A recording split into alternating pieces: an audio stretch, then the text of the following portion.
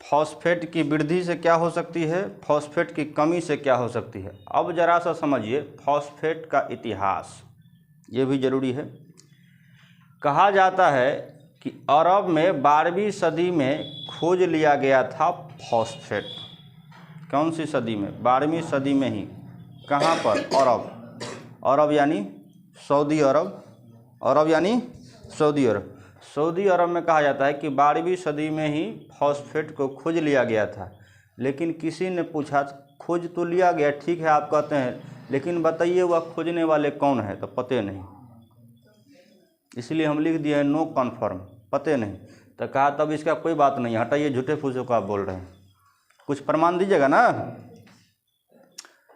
अगला देखिए, खोजकर्ता में हम लिख दिए हेनिंग। क्या नाम है? हेनिंग। वैज्ञानिक कहिए या इसे व्यापारी कहिए, रियल में व्यापारी भी वैज्ञानिक ही पहले हो जाते थे। यदि किसी चीज़ को आप खोज दिए तो वह क्या हो गए? वैज्ञानिक हो गए। तो हेनिंग एक व्यापारी थे। वह कहाँ के रहने वाले? जर्मनी के। 1669 ईस्वी में उन्होंने किसकी खोज किए थे? फॉस्फेट की। तो याद रखिएगा, फॉस्फेट की खोज करने वाले वैज्ञानिक के नाम हेनिंग। कहाँ के रहने वाले? जर्मनी के रहने वाले। कितने ईस्वी में? तो 1669 ईस्वी में। अब है प्रयोग, उन्होंने किस तरह के प्रयोग किए वो देखिए। मूत्र को वाष्पित किया। सबसे पहले बहुत सारे मूत्र को उन्होंने इकट्ठा किए। काफ़ी, जितने भी गांव सब में जो है पेशाब करने वाले थे, सबको कहा ड्राम में आप लोग पेशाब कीजिए और पेशाब करके हमको दीजिए। लोग कहा महा पगला हो गया, पेशाब लेकर ये क्या करेगा, पिएगा तो नहीं। लोगों को लग रहा था कि वह कहीं पिएगा तो नहीं, कि पेशाबों को व्यापारी कर रहा है वह। लोग कहा ना, पेशाब नहीं देवो हम तोरा, पाई देवी तब देवो। क्योंकि लोगों को तो ये लग रहा था लोगों को लग रहा था कि व्यापारी है कौन, ठीक है, उसका ही व्यापार करता होगा। अगर मान लीजिए आप किसी भी चीज़ को फेंक रहे हैं, क्यों? क्योंकि आपको पता है कि दूसरे को इससे फ़ायदा होने वाला नहीं है। यदि आपको मालूम हो जाए कि इससे दूसरे आदमी को फ़ायदा हो जाएगा तो आप कभी नहीं फेंकिएगा। कहीं फेंकिएगा क्या? नहीं। आप तो मान लीजिए कहीं पर जाकर पेशाब इसलिए कर देते हैं क्योंकि आपको मालूम है पेशाब लेने वाला कोई नहीं है। अगर ये मालूम हो जाए कि इस पेशाब की कीमत 20 रुपया है तो आपको कितना भी जोर से लगा रहेगा कि जल्दी चल रही कहोगे कि नहीं कहोगे? और जाकर घरे पर पेशाब करोगे, नहीं तो समझो कि 4 गो समोसा का पैसा गया। तो लोग उसे जो है पेशाब देने से भी इनकार कर रहे थे, ना पेशाब आपको देंगे ही नहीं, नहीं तो पैसा दीजिए। कहा अच्छा ठीक है, आप लोगों को जहाँ करना है वहीं कीजिए।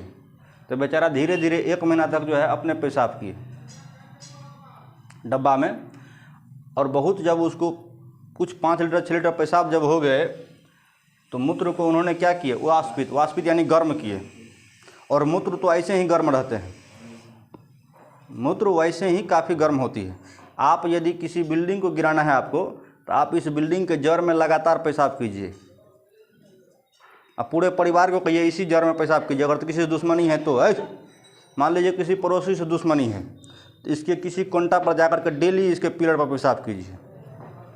5 साल पेशाब कीजिए ना, 6ठा साल देखिएगा इसमें अजीबो किस्म का काल लग जाएंगे। और 10 साल के अंदर में देखिएगा ये पिलर ख़त्म, तो दूसरा पिलर पे स्टार्ट करिएगा, तीसरा पकड़िएगा। एक दिन ऐसा समय आएगा जो अपने मन हड़बड़ा कर गिर जाएंगे। और ये चीज़ अगर देखना है तो आप रेलवे स्टेशन पर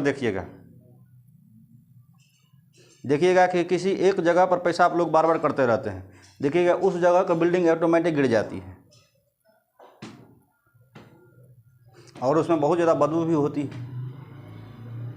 रेलवे स्टेशन पर जाते होंगे तो आप लोग देखते होंगे ना, लोग सब नाक घुमा लेते हैं ऐसे, अब पेशाब कर देते हैं आप।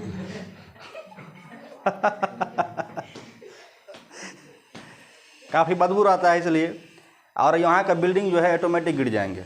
वो तो रेलवे स्टेशन तो 2 साल में गिर जाता है, समझ रहे बात। तो इसमें बहुत ज़्यादा जो है पावर है। और चाइना वाले तो पेशाब से क्या तैयार कर रहे हैं? यूरिया खाद। चाइना कितना आगे है बताइए। चाइना वाले ने पेशाब से अब क्या बना रहे हैं? यूरिया खाद। इंडिया में अगर इस चीज़ का सुविधा हो जाए तो कितना अच्छा हो जाएगा। लोग जहीं पटार पेशाब करते रहते हैं, है कि नहीं है? पेशाब भर भर के भेज देंगे, पेशाब से भी पैसा कमाएंगे जैसे चाइना वाला कमा रहे हैं। तो चाइना इसीलिए आगे हो रहे हैं क्योंकि चाइना का प्रॉब्लम सबसे चीज़ है कि चाइना वाले हर चीज़ पे शोध करता है।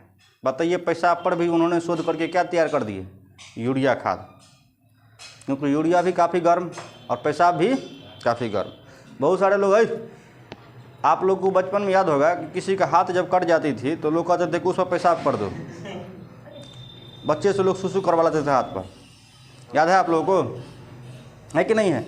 नहीं तो कितना आदमी मिर्ची का जो है खोंट खोंट के उसका दूध डालते थे, आज जो कुछ नहीं समझ में आता था बालुए डाल देते थे, बालू उठा करके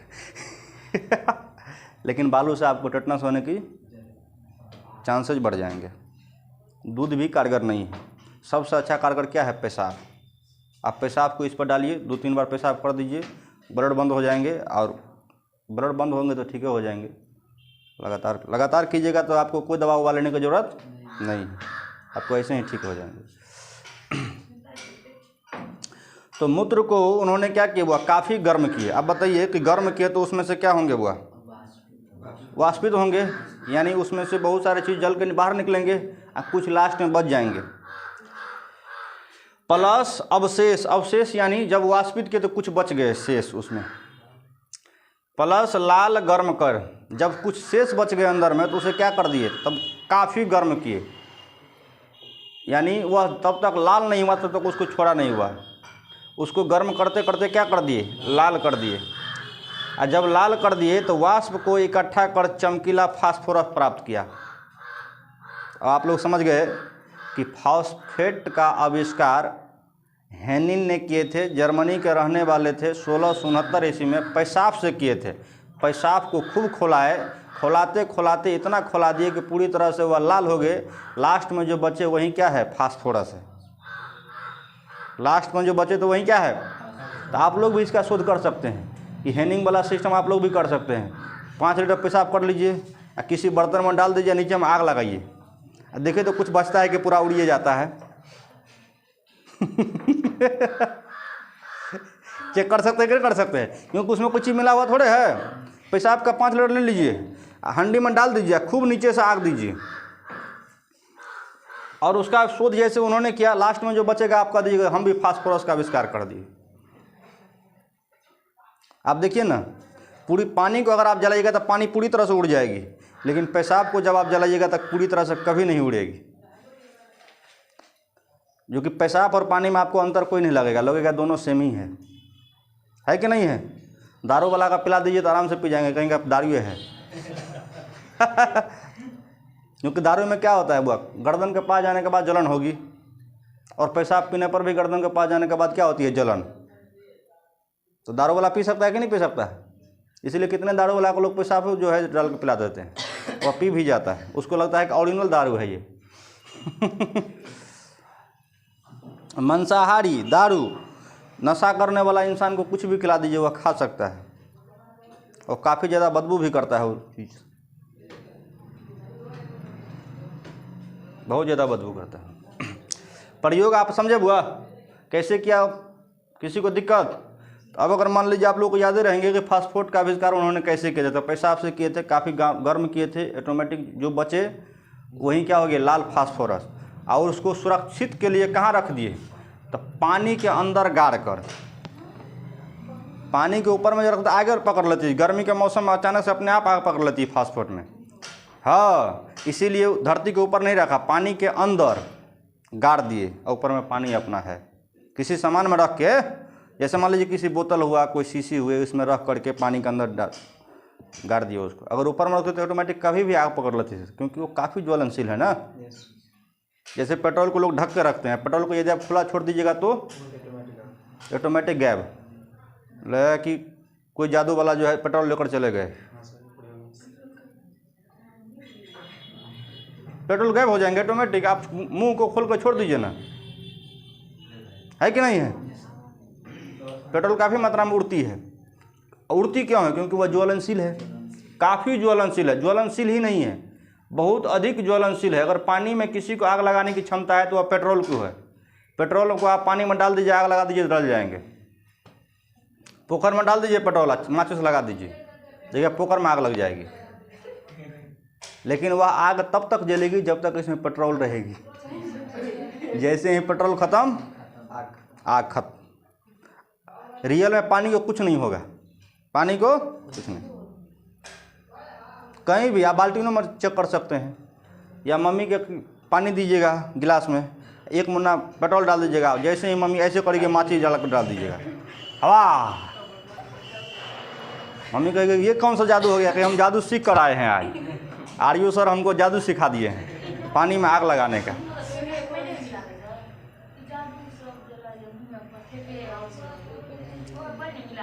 ये जादू वाले उन लोगों को रियलिटी बात है कि उन लोगों का हाथ का सफाई बहुत ज़्यादा रहता है। रियल बात आप कहिएगा कि वो लोग पूरा जादू से नहीं करते, नज़रबंद उसे खेल कहा जा सकता है, उस खेल को नज़रबंद खेल कहते हैं। उन लोग इतना हैबिट है, उतना प्रैक्टिस है हाथ का, जो आप देखते रहेंगे फिर भी आप नहीं समझ सकते हैं, है कि नहीं है।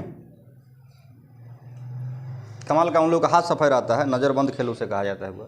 तो ये आप समझ गए फास्फोरस को कहाँ रखा गया बुआ सुरक्षित के लिए, पानी के अंदर। अब यहाँ आइए 18, ये तो काम किए थे बुआ फिजिकल वे में, ये किस तरह से शोध किए, फिजिकल, और इधर जो शोध किए हैं वह केमिकल से, यानी रासायनिक बॉन्ड से। तो रासायनिक बॉन्ड और फिजिकल में अंतर समझ में आता है ना बुआ। रासायनिक बॉन्ड यानी केमिकल द्वारा, अब फिजिकल, ये दोनों में आप लोगों को अंतर नहीं पता चलता है बुआ।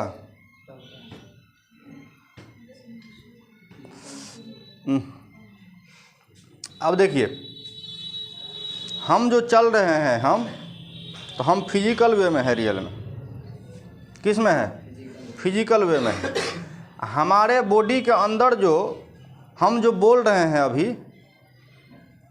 बोल रहे हैं ना रियल में, तो हमारे बॉडी के अंदर जो भी काम कर रही है पार्ट पुर्जा, उसे आप केमिकल कह सकते हैं, केमिकल बॉन्ड के अंतर्गत। क्योंकि भोजन जो हम लेते हैं तो उसके अंदर कितने मिनरल है हमको पता नहीं है, ये मिनरल को रोकने का काम, इसको इकट्ठा करने का काम सबको अलग अलग है, बॉडी के अंदर सब अलग अलग काम करते हैं। दूसरी तरीका आप समझ सकते हैं, जैसे मान लीजिए कि आप कोदाली चलाते हैं तो ये फिजिकल वर्क है, लेकिन आप मशीन चला दिए,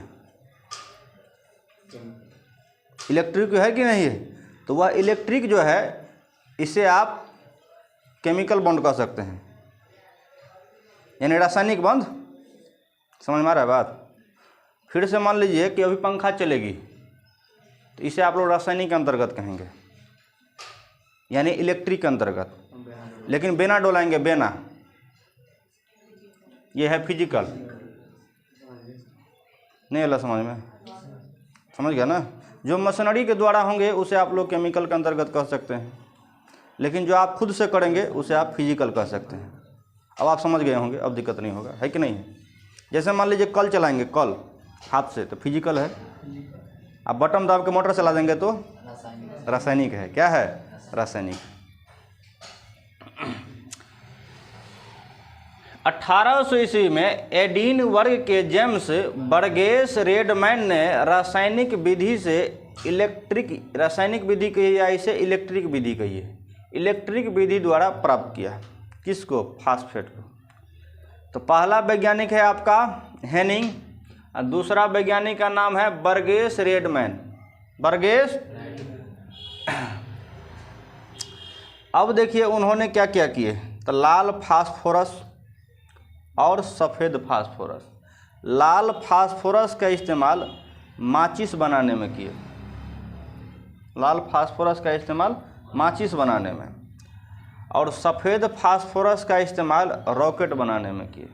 इसका अर्थ है कि लाल फास्फोरस से भी तागरा फास्फोरस है सफ़ेद फास्फोरस, हैवी है तो ना, रॉकेट में किए उसका इस्तेमाल।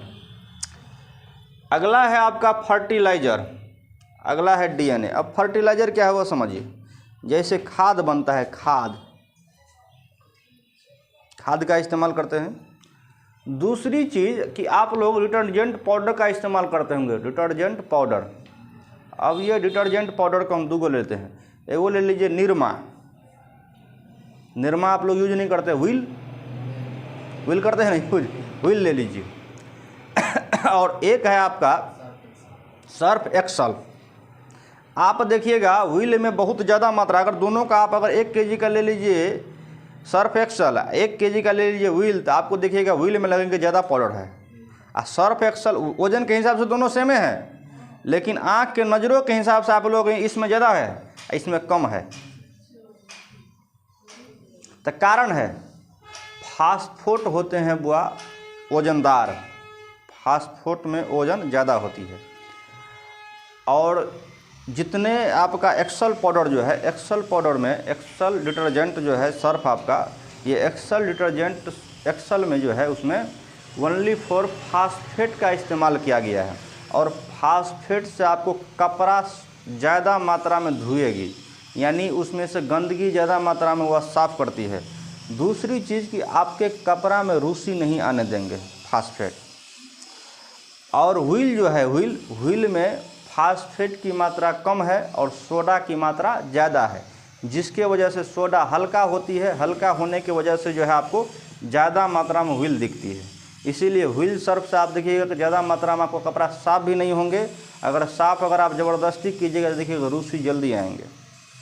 और यही कारण है कि आहा साबुन, नेपाली जितने भी साबुन हैं, नेपाली साबुन से कपड़ा धोइए तो देख लीजिए कपड़ा का जनाजा निकाल देते हैं, वह नेपाली साबुन जल्दी ख़राब कर देंगे, यानी रंग को डिस्कलर कर देंगे जल्दी। लेकिन यदि आप DCM लगाइए, इंडियन साबुन, एक्सल का यूज कीजिए, तो वो सब को यूज कीजिएगा तो आपका कपड़ा का भी रंग नहीं जाएंगे और कपड़ा भी अच्छे से साफ़ होंगे, कपड़ा खुशबूदार भी रहेंगे। और यही कारण है कि इसके आपको लगेंगे कम मात्रा है और इसमें ज़्यादा मात्रा है, क्योंकि इसमें सोडा है, सोडा होते हैं हल्का, और फास्फेट होती है गर्म, जिसके वजह से वह जो है ज़्यादा मात्रा में लगती है और वह कम मात्रा में। तो एक्सल सर्फ में किसका इस्तेमाल किया गया है? फास्फेट का। और बाकी जितने भी सर्फ है वह सभी सर्फों में सोडा और फास्फेट दोनों का इस्तेमाल है, लेकिन सोडा का ज़्यादा और फास्फेट का कम। समझ में आया? तो आज से आप लोग एक्सल को यूज कीजिएगा अगर कपड़ा का लाइफ बचाना हो तो, और नहीं कपड़ा के लाइफ नहीं बचाना हो तो व्हील मारिए, व्हील मारिए। और बहुत सारे लोगों को तो सर्फ से तो मन नहीं लगता है धोने में, जब तो साबुन नहीं मारेंगे लगता है साफ़ नहीं होगा। ऐसा होता है कि नहीं होता है? बिना साबुन मारे हुए कहिएगा कि ना साफ तो होता ही नहीं है, जिए नहीं भरेंगे। अब बहुत सारे अंदर एक बार सर्फ में बोल देते हैं, साबुन से साफ़ कर देते हैं, ऐसा भी लोग करता है। तो जिसको जैसा मर्जी है वैसा। हम लोगों को कपड़ा में साबुन मारने की ज़रूरत नहीं है, क्योंकि कपड़ा हम लोग का गंदा रहता ही नहीं है। मान लीजिए मिट्टी में उल्टी पुल्टी मारेंगे तब ना ज़्यादा गंदा होंगे। आप वो नहीं करते हैं। आप कपड़ा में जो है मान लीजिए उसमें तो थोड़ा थोड़ा नीचे में मान लीजिए गंदा उंदा लग जाता, लेकिन ऊपर वाले टी-शर्ट में सिर्फ बदबू, तो बदबू के लिए सर्फ में मारिए और निकाल के धो दीजिए, हो गया। रगड़ने उगड़ने की ज़रूरत नहीं है, ज़रूरी नहीं। कलर वाला पहनबे नहीं करिए, कलर में लगेगा गंदा। कलर वाला पहनेंगे तब ना कलर में गंदा। और दूसरी चीज़, कलर तो तब गंदा होती है जब बाल उस पर लटकी रहेंगे, वो बाल वहाँ रहेंगे तब ना। अब तो बालों नहीं है ना, बालों ख़त्म है यहाँ, तो कलर भी नहीं होंगे गंदा। आपके शर्ट में सबसे ज़्यादा गंदा अगर कोई जगह है तो वह है कॉलर। तो कलर गंदा कब होते हैं? जब बाल उस पर रहेंगे लटके हुए तब। इसलिए तो बाल भी हम कटा दिए हैं जो गंदे नहीं होंगे। मेरे बात चलिए, ये आपने समझ लिए। अब पृथ्वी पर 5.2% जो है पाया जाता है वह फॉस्फेट। 5.2% पृथ्वी पर पाए जाते हैं, बाकी कहाँ? समझ रहे बात? अब देखिए फॉस्फेट का जो है संकेत क्या है, तो P। आप लोग आवर्त सारणी में याद किए होंगे। इसका संकेत है P, परमाणु भार 30.97, परमाणु संख्या 15, यानी जितना संख्या है उसका डबल से कभी कुछ अधिक या बराबर के अंतर्गत रहता है। तो यहाँ 97 है तो आप इसे 30.97 नहीं पढ़ कर क्या पढ़िएगा? 31। क्या पढ़ लीजिएगा? 31, यानी बराबर में लगभग में पढ़ा जाता है। तो फास्फोरस की परमाणु भार 31, परमाणु संख्या 15। अब इसमें किसी को दिक्कत है? नहीं है। अब सारा चीज़ आप लोग समझ गए। तो न्यूक्लियोटाइड में शर्करा भी पढ़ लिए, नाइट्रोजनी क्षार भी पढ़ लिए और फॉस्फेट भी पढ़ लिए।